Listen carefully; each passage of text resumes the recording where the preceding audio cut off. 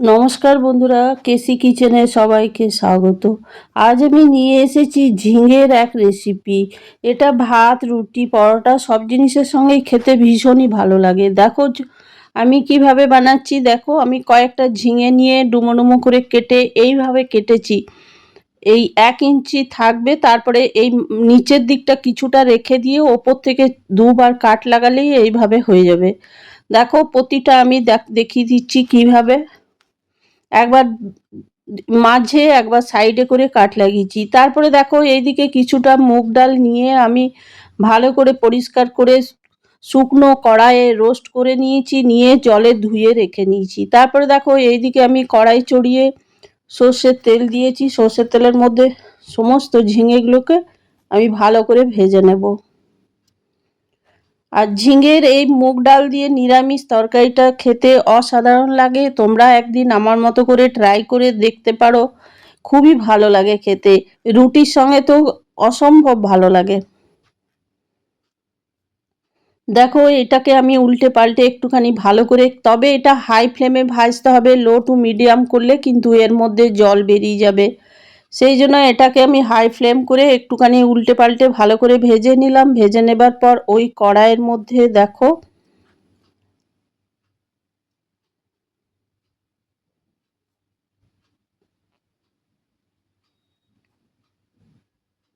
দুটো আমি শুকনো লঙ্কা দিয়ে দিলাম।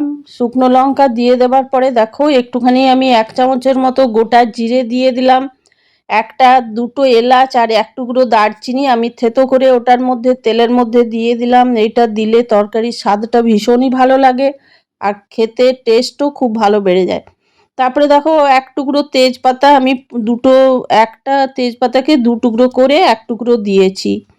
তারপরে দেখো, ওইদিকে একটা আমি বড় সাইজের টমেটোকে পেস্ট করে রেখেছি, সেটাও আমি এই তেলের মধ্যে দিয়ে দিলাম। দিয়ে দেবার পরে দেখো, এটা খানিকক্ষণ ধরে খুব ভালো করে ভেজে নিতে হবে, তাতে মশলার গন্ধটা খুব সুন্দর মিষ্টি গন্ধ আসবে।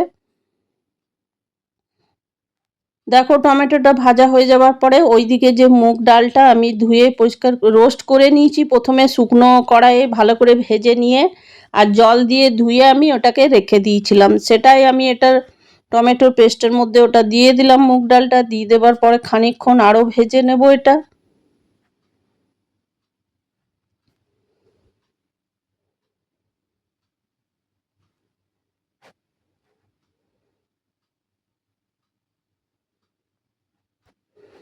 ভাজতে ভাজতে দেখো, আমি 1 চামচ এটার মধ্যে আদা আমি পেস্ট করে সেটাও আমি এটার মধ্যে দিয়ে দিলাম। মুগ ডাল একটু আদা দিলে টেস্ট আরও ভালো হয়, সেই জন্য আমি একটুখানি পেস্ট করে রেখেছি আদাটা, সেটাই আমি দিয়ে দিলাম। তোমরা এটা গ্রেট করেও দিতে পারো। তারপরে দেখো, এটা ঢাকা দিয়ে দিয়ে আমি এটাকে ভেজে নেব খানিকক্ষণ ধরে, কারণ মুগ ডাল ঝিঙে খুব সহজেই গলে যায়। মুগ ডালটা একটু টাইম নেয়, এটা কিন্তু সেদ্ধ করা মুগ ডাল নয়, সেই জন্য আমি ঢেকে ঢেকে ভালো করে ভেজে নেব। দেখো, আমার খানিকক্ষণ ঢেকে দেওয়ার পরে জলটাও আমার মনে শুকিয়ে গেছে, আর এবার আমি আর একটু ভালো করে ভেজে নেব। এইবার আমি পরিমাণ মতো নুন দিয়ে দিলাম। যতটা ঝিঙে আছে সেটা মাথায় রেখেই নুন দিতে হবে, কেন কি আমি ঝিঙে ভাজার সময় কোনো রকম নুন দিইনি। তারপর দেখো, আমি 1 চামচ হলুদ দিয়ে দিলাম, 1 চামচ আমি ধনে গুঁড়ো দিয়ে দিলাম, 1 চামচ আমি জিরে গুঁড়ো দিয়ে দিলাম। দিয়ে দেবার পর মশলাটা খুব ভালো করে এবার আমি ডালের সাথে কষিয়ে নেব।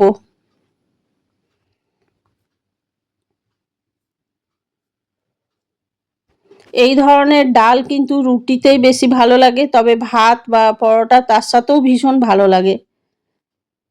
তোমরা দিনে লাঞ্চে বা ডিনারে এইভাবে, যদি নিরামিষ দিনে থাকে তাহলে এইভাবে বানিয়ে নিতে পারো, খেতে অসম্ভব ভালো লাগে। আর আমার রেসিপি যদি তোমাদের ভালো লেগে থাকে তাহলে লাইক, শেয়ার ও কমেন্ট করে অতি অবশ্যই জানিও। আর নতুন বন্ধুদের সাবস্ক্রাইব করার অনুরোধ রইল, তোমরা অতি অবশ্যই সাবস্ক্রাইব করে দাও। আমার নিরামিষ রেসিপি প্রায়ই আমি দিয়ে থাকি, তার নোটিফিকেশান তোমাদের কাছে সহজেই চলে যাবে। তারপরে দেখো, এই মশলাটা আমার ভাজা ভাজা হয়ে গেছে। ওইদিকে যে ঝিঙেগুলো আমি ভেজে রেখেছি সেটা আমি এবারে দিয়ে দিলাম। দিয়ে দেওয়ার পরে দেখো, এটাও একটু খুব ভালো করে আমি কষে নেব। এটাও মিনিট কয়েক ধরে ভালো করে কষে নিতে হবে, তাহলে কি হবে, ঝিঙের মধ্যে সমস্ত মশলাটা মাখা যাবে।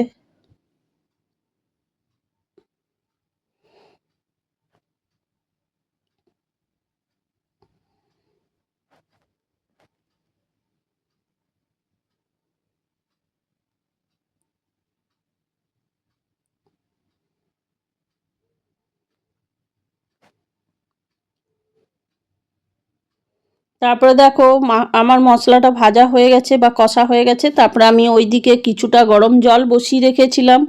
এবার আমি এটার মধ্যে গরম জল দিয়ে দিলাম, আর ততটাই দেবো যতটা, এটা ডাল রুটির জন্য আমি বানাচ্ছি, সেই জন্য গ্রেভি গ্রেভি একটু রাখবো। তারপরে দেখো কিছুক্ষণ ঢাকা দিয়ে আমি রেখে দিলাম। ঢাকা দিয়ে রেখে দেওয়ার পর দেখো ঢাকা খুলে দেখাচ্ছি, আমার জলটাও শুকিয়ে গেছে আর ডালটাও সেদ্ধ হয়ে গেছে, আর ঝিঙেটা তো খুবই সহজেই এগুলো সেদ্ধ হয়ে যায়। এবার আমি তেজপাতাটার কাজ হয়ে গেছে, উঠিয়ে আমি ওইদিকে রেখে দিলাম। তারই মধ্যে ফুটছিল, ফুটতে ফুটতেই আমি কিন্তু দুটো কাঁচা লঙ্কা এটার মধ্যে দিয়ে দিয়েছিলাম।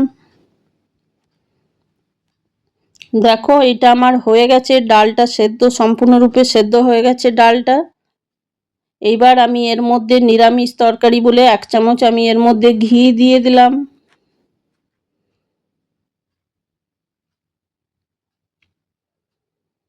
এটা আমি ফুটতে ফুটতেই ঘিটা দিয়ে দিলাম, তোমরা চাইলে এটা নামিয়েও দিতে পারো।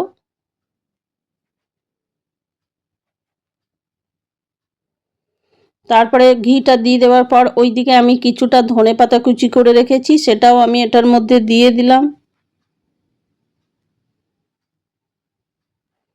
দেখো আমার তরকারিটা হয়ে গেছে। দেখো ঢাকাটা খুলে আমি একটা বাটিতে সার্ভ করে দিলাম। তোমরা ভালো থেকো, সুস্থ থেকো, ফিরে আসছি পরের কোনো রেসিপি নিয়ে। ধন্যবাদ।